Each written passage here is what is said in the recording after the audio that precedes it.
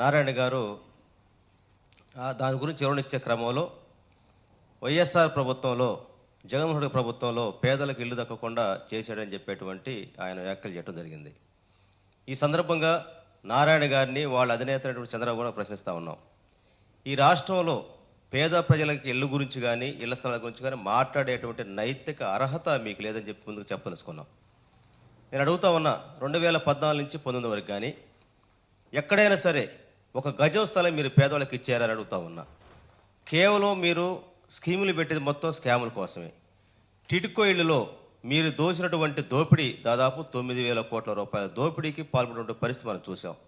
మీరే చెప్పారు కదా, 7 లక్షల ఇళ్లకి మేము ప్లాన్ చేసుకున్నాం, అందుట్లో 5 లక్షల ఇళ్లకి అనుమతులు ఇచ్చామని చెప్పేసి అన్నటువంటి మీరు జూలై 17 నాటికి మీరు ఏదైతే టెండర్ ఇచ్చారో టెండర్ ప్రక్రియ పూర్తయినాక దాదాపు 5 కంపెనీలకి మీరు అనుమతులు ఇవ్వడం జరిగింది. అందుట్లో ఎల్ఎన్టీ కావచ్చు, అదేవిధంగా ఎన్సీసీ కావచ్చు, టాటా కావచ్చు, సింపోజ్ అని చెప్పేసి 5-6 కంపెనీలతోటి మీరు ఒప్పందం కూర్చుకొని తీరా 2019 మీరు దిగిపోయినాటి కట్టిన ఇళ్ళు అంటే సుమారు 77,000 ఇళ్ళు మాత్రమే కట్టగలిగారు.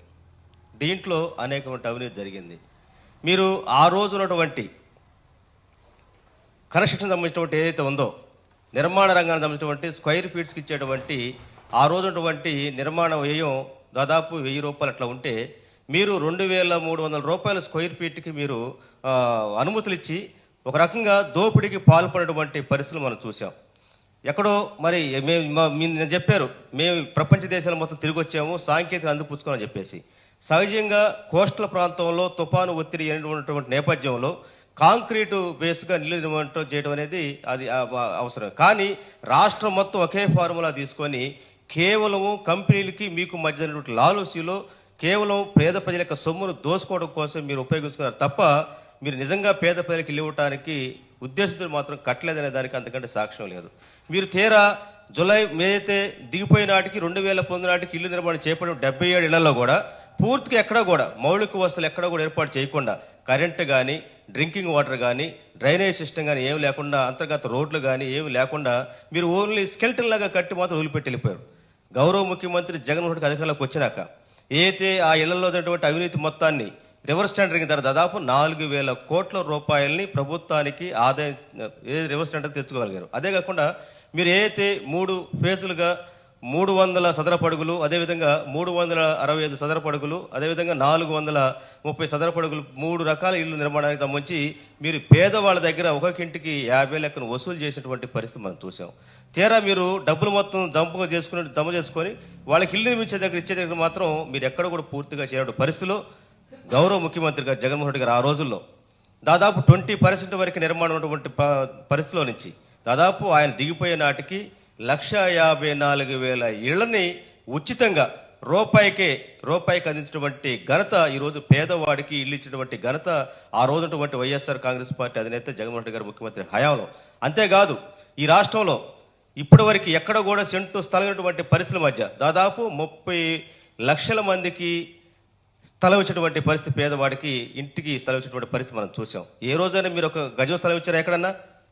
అదే క్రమంలో దాదాపు 20 లక్షల ఇళ్ళుకి నిర్మాణానికి చేస్తే ఇప్పటికి 10 లక్షలు పూర్తయి మొత్తం కూడా గృహాల్లో ప్రవేశించి మరి గ్రామీణ ప్రాంతాల్లో పునరావాసానికి పెద్దపీట వేసి పేదవాడికి సొంతిల్లు కల నిజాన్ని సహకరించినటువంటి పరిస్థితి ఈరోజు మన జగన్మోహన్ ప్రభుత్వం చూసాం. కానీ మీరు ఒక మాట అన్నారు, రాజధానిలో పేదవాడు ఉంటే సోషల్ ఇన్బ్యాలెన్స్ వచ్చిందని చెప్పేసినటువంటి పేదవాళ్ళని అవమానపరిచినటువంటి పరిస్థితి మీ దగ్గర పెట్టుకొని వైఎస్ఆర్ కాంగ్రెస్ పార్టీ మీద నిందు పెట్టడం అని చెప్పి ప్రశ్నిస్తా ఉన్నాం. ఈరోజు నారాయణ గారు కావచ్చు, చంద్రబాబు నాయుడు కావచ్చు, పేదవాళ్ళకి ఇల్లు ఇచ్చేటువంటి దాంట్లో వైఎస్ఆర్ కాంగ్రెస్ పార్టీ చేసినటువంటి అభివృద్ధి కావచ్చు, వాళ్ళ పేదవాళ్ళకి ఇల్లు ఇచ్చినటువంటి ఘనత కావచ్చు వైఎస్ఆర్ పార్టీకి తప్ప మీకు లేదని చెప్పి తెలియజేస్తా ఉన్నాం. మీరు స్కీములు అంటే మీ ప్రభుత్వంలో స్కాములు మాత్రమే. ఏదైతే మీరు పేదవాడికి టిడ్కో ఇల్లు కడతామని చెప్పేసి మీరు ఏదైతే టెండర్ ప్రక్రియ చేపట్టి ఇల్లు నిర్మాణం చేపట్టారో ఇల్లు మాత్రం పూలేదు, కానీ మీ జేబులు మాత్రం నిండి. ఇది వాస్తవం. మీరు చూడండి, ఈ టిడ్కో ఇల్లు ఇప్పటికీ కూడా దాన్ని పూర్తి చేయనటువంటి పరిస్థితులు ఉంటారు. కారణం ఏంటంటే పేద ప్రజలకి నిర్మాణం పేరుతో వచ్చినటువంటి ప్రభుత్వ నిధుల మొత్తాన్ని మీరు కంపెనీల పేరుతో మొత్తం కూడా జేబులు నింపున్నారు. కనుకనే ఇప్పటికీ కొన్ని అసంపూర్తి ఉన్నటువంటి పరిస్థితిలో ఈరోజు గౌరవ ముఖ్యమంత్రి జగన్మోహన్ రెడ్డి గారు, ఆ రోజు మాజీ ముఖ్యమంత్రి ఏదైతే ఉన్నారో వారు అధికారంలోకి వచ్చినాక పేదవాడికి ఎక్కడ కూడా రూపాయి రూపాయి ఇంటికి ఇచ్చినటువంటి పరిస్థితి మనం చూసాం. అంతేకాదు మీరు ఏదైతే పేదవాడికి 20 సంవత్సరాల పాటు ఎంఓ చేసుకొని ఏదైతే వాళ్ళకి ఒక్కొక్క ఇంటికి దాదాపు 7 లక్షల చిల్లరు, అదేవిధంగా 8 లక్షల చిల్లరు, అదేవిధంగా 6 లక్షల చిల్లరు, ఇట్లా 3 రకాలుగా ప్యాకేజీలు పెట్టేసి 20 సంవత్సరాలుగా కట్టాలనేటువంటి మీరు పెట్టినటువంటి దాన్ని కూడా కుదించి 50% కట్టే విధంగా ఈరోజు 1,54,000 మంది పేదవాళ్ళకి ఇంటికల సహకరించినటువంటి టిట్కో రూపంలో ఘనత వైఎస్ఆర్ కాంగ్రెస్ పార్టీ తప్ప కేవలం ఇళ్ల పేరుతోటి దోపిడీ చేసినటువంటి పరిస్థితి మీది తప్ప టిట్కో ఇళ్ల గురించి కావచ్చు, పేదవాళ్ళకి ఇళ్ల స్థలాల గురించి కావచ్చు, పేదవాడికి ఇల్లు కట్టేటువంటి ఉద్దేశాలు కావచ్చు, మీకు మాట్లాడేటువంటి నైతిక అర్హతలు అని చెప్పి సందర్భంగా తెలియజేస్తా ఉన్నాం.